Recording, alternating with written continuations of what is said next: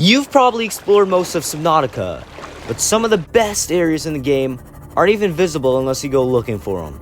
So today, I'm doing a full loop around the map to show you 5 awesome secret biomes you probably swam right past. And trust me, some of these get dangerously good. So without further ado, let's dive right into today's video. Starting off in one of the worst places you could possibly explore, the crash zone.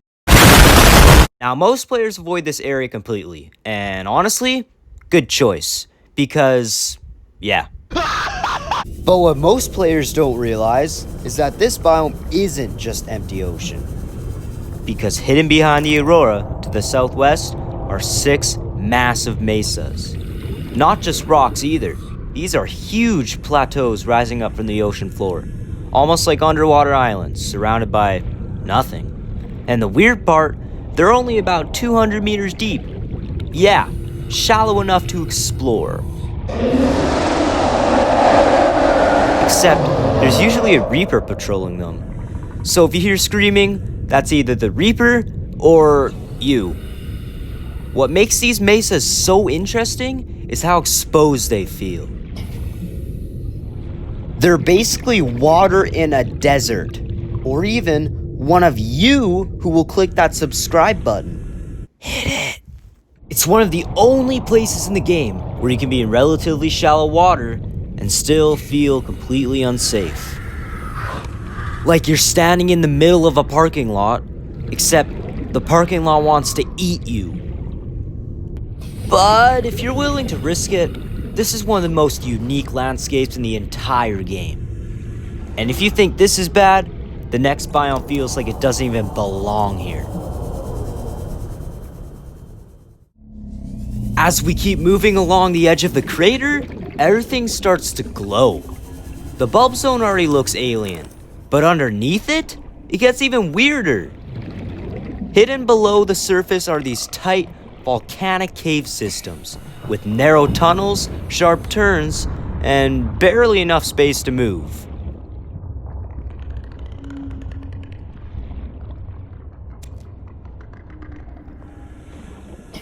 If you bring a sea moth in here, you're either very skilled or about to learn a lesson. But one peculiar spot in the bulb zone leads to a massive chamber with thermal activity in every corner.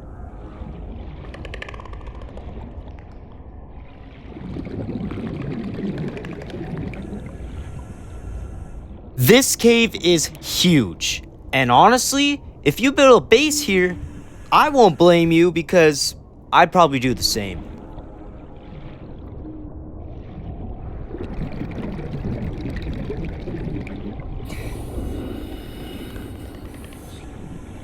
These thermal vents could probably serve as a good barbecue. But what makes some of these caves even cooler is that some of them actually connect to the mushroom forest. Which means you're not exploring a cave. Oh no, you're exploring an entire network. This is the kind of place where you go thinking, I'll just check one tunnel. And then suddenly it's been 20 minutes, and you have absolutely no idea where you are.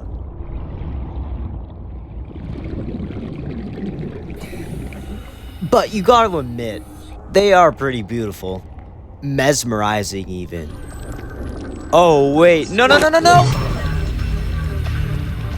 Bulb zone caves feel hidden, even if you've already been to the biome. They're mostly tight, unpredictable, and honestly, kind of stressful. But if you want something even bigger, the next biome takes everything and scales it up. Welcome to the mountains.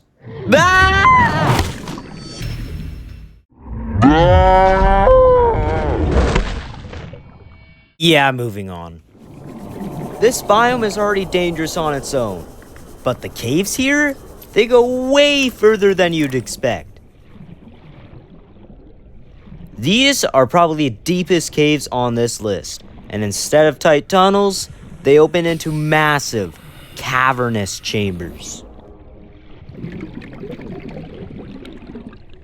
Huge open spaces with flora covering everything below and drooping stingers covering everything above. Which looks amazing until you realize you're still in Reaper Leviathan hunting grounds. What makes these caves so unique is the scale. No more tight tunnels because the mountains never needed to be.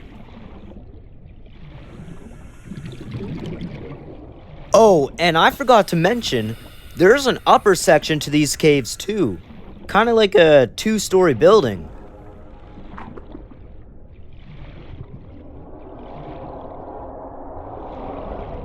Although it's pretty much the same as the lower section. Feels less like a cave, and more like you've discovered a hidden biome inside another biome. But the next one might be the most deceptive on this list.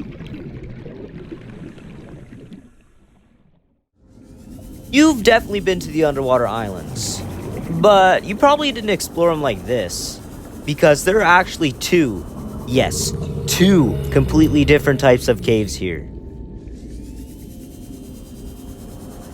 First up, the island caves. From my exploration, these can be found in 4 different islands across the biome. And most people only notice the big one, or even none at all. But honestly, the smaller island caves are just as interesting.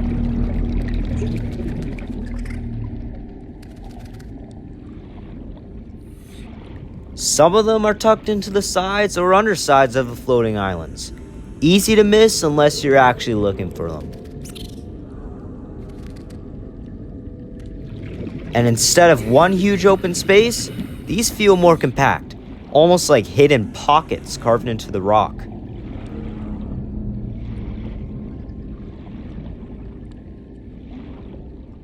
It's the kind of place you randomly stumble into and go, wait, how long has this been here? And because they're smaller, they're perfect for quick exploration without committing to a full deep dive.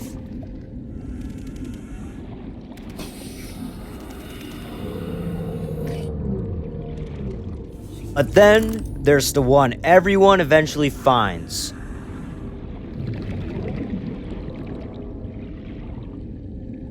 The biggest island hides a massive vertical cave, and I mean massive. With a thermal vent running straight up the center, all the way to the top of the island.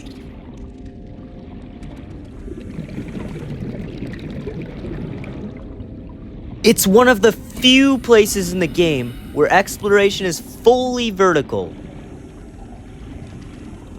No need to go forward anymore, am I right?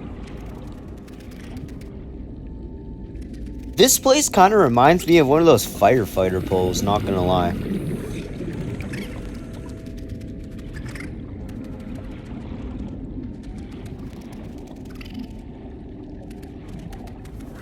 But then, you've got the cliff caves. These are narrow, tucked into the walls, and filled with drooping stingers, which can drain your health fast.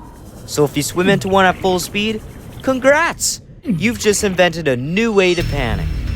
Same biome, 2 completely different experiences, depending on where you go.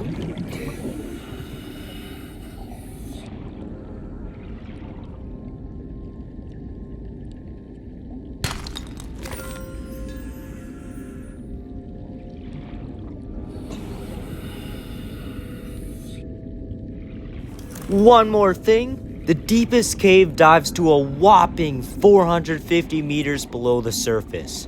This just shows how crazy these caves are.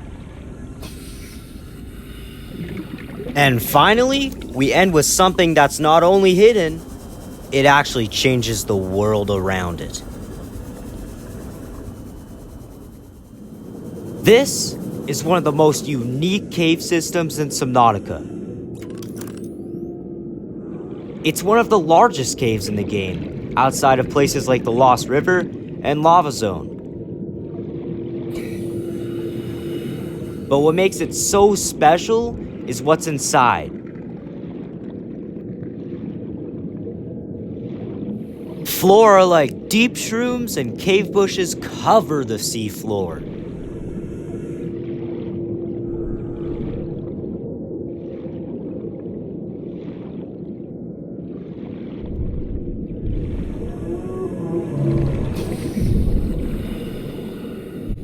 And of course, sea treaders constantly walk through these tunnels, hence the name.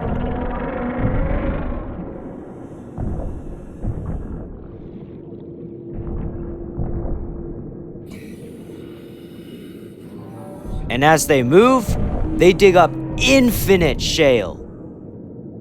Which means this cave will make you rich.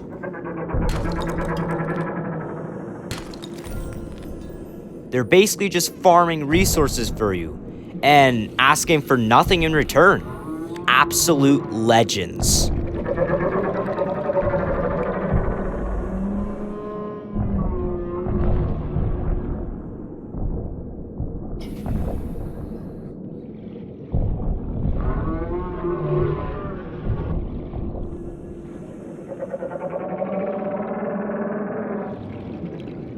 And it doesn't stop there. There are smaller caves branching off, connecting to places like the Blood Kelp Trench and Sparse Reef. So once you find this place, it keeps leading you to more.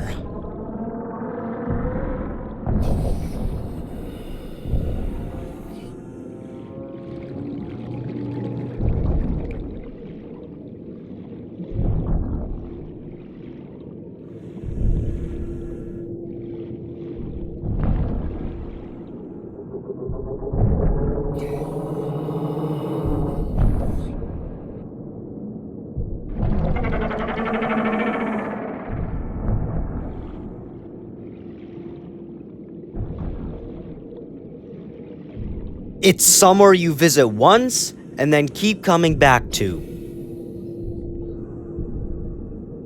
Which is cool, unless you think about it too hard. Then it's kind of terrifying.